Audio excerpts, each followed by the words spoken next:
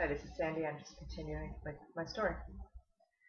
So I started listening to my consciousness systems, my mind, and I thought, I'd pray, and I was very receptive to the information that would come back, much too receptive, and I would take it in, and I took it in more and more. I also read a lot of books, a lot of spiritual books, stuff like that, but I listened to it and took it in and focused and obsessed this man, obsessed music. I wrote tons of songs about this man. That literally one day I could hear my unconscious systems speaking to me instead of hearing something like remembering a dream, which would be more subconscious. I could hear it all the time, which you could say I heard voices. I did not hear them outside. I could hear someone speaking. More like when you're talking inside your head, that kind of thing. And I listened to it so much that eventually I could not stop it. So, problem, I was nuts. I went insane. I don't know what this is called. I didn't go to a doctor. I didn't tell anybody about it. No way. I assumed, and I'm sure I'm right, I would lose my children if I admitted that. I didn't want to lose my children. That was the main thing. Although I'm telling you I obsessed this gun, I wrote music most of the time. I took care of the kids, and I had, like I said, a little daycare in my home. It was good. It was a good thing. And the kids would go with their dad sometimes as well. Now, I heard the information, the voices in my head so constantly for a while, and I knew, I'm in big trouble. This is big trouble. This isn't small trouble. This could lead to death or institutionalization and losing your children. And they were already very hurt with us breaking up our marriage. And I didn't want that. I wanted to protect my children so much. I didn't want them to be hurt, I guess, the way I felt I was hurt from my upbringing. My parents didn't really fight very much. But anyway, I wanted to protect my children. So I didn't want to go somewhere, talk to some doctor, and again, lose the kids, but also be labeled. I didn't want to be labeled, oh, you are schizophrenic, you are whatever. To me, it was like, well, what the fuck? It doesn't matter what you call it. I know I got a problem. I was very aware I had a problem. Now, I did listen to some of the crazy things and follow through with them, but not many. Once these voices told me to go burn my tape recorder and all my music, and I did that outside. Thank God. It was very late at night. Thank God no one saw me. And I was going to kill myself because they told me I was in hell and that I should kill myself. And I thought, okay, well, that's probably right. This is hell. And I did go upstairs and say goodbye to the kids and stuff like that. But I didn't really have a plan. How am I going to kill myself? It's not that easy. And then that evening, that was kind of the low point. That evening, I heard a message, no, you're okay, you can go to bed. Oh, I couldn't sleep. I'm sorry, I couldn't sleep because I couldn't turn off the noise. And this was making me feel increasingly weaker and just knowing that this was not going to end well. So I slept that night, and what I started to do, two things happened.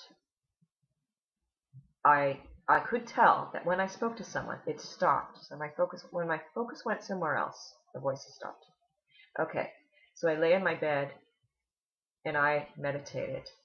Basically, when I say meditated, I stopped the mind and I breathed and I would do whatever. I would say, I'm okay, I'm okay, and I breathe.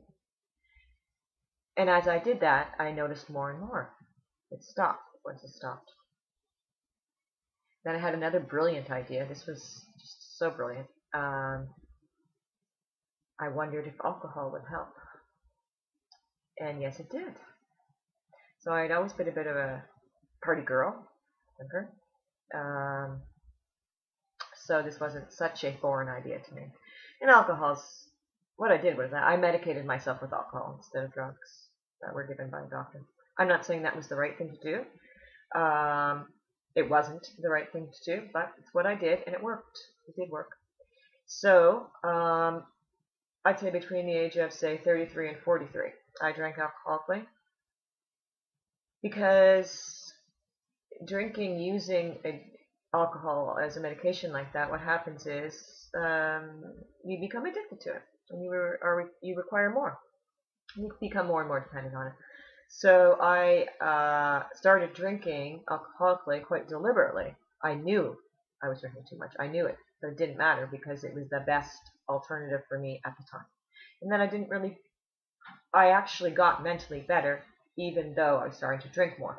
For years, it was quite manageable and functional. I was functional. No one thought I had a problem for many, many, many years. So out of 10 years, I'd say only the last couple of years did people know I have a alcohol problem. Maybe 3 years. So the booze did stop the voices in the head. But it wasn't until I found Destiny that I understand what the fuck was going on. Now, one thing I always questioned since that time, although I still believed in God through fear, because I did experience some strange occurrences, and I could tell, there is a power greater than me. I don't know what the fuck it is. It scares the crap out of me. A few things happened, and everything came together so well when I found Destiny. Especially things about, the white light really putting people in their place if they were getting closer to the truth. So that kind of thing happened to me where I was very frightened a few times. When I was getting, I guess, perhaps a little closer to the truth, because I thought to myself often, what kind of a God would design me this way? I had a very good understanding of why people kill themselves, and you hear stories every now and then, every couple of years, so-and-so hung himself. Everyone was so surprised. They went up to the cottage, and there he was. And he left a note that he heard voices. A lot of people don't know what it is, and eventually it told me to kill myself. It told me to kill myself as well. And I certainly have an understanding, I think, of mental illness now, after going through that. And it's sad, when the community, the medical community today says you can't cure mental illness. That's not true. What a horrible thing to hear. What a sentence, a life sentence. It's so unfair. Anyway, I often thought, what kind of a God would design me this way that I could so easily malfunction? I was screwed. If I didn't meditate and drug myself with alcohol, I would have been in an institution and died. Perhaps I would have gotten better. I don't know. Now, what kind of a God, a superior being, what kind of a loving God, what kind of a loving higher power would design people this way? I can honestly say I wouldn't have designed something that I loved and created this way, so that you could so easily, it was not difficult, like I say, malfunction. So I don't know where I'm supposed to be looking here. I hate to be looking up in there. Yeah, so that really bothered me and plagued me for years. For years. Let me just see how much time is left. Okay, I'll continue on in another video. Thank you.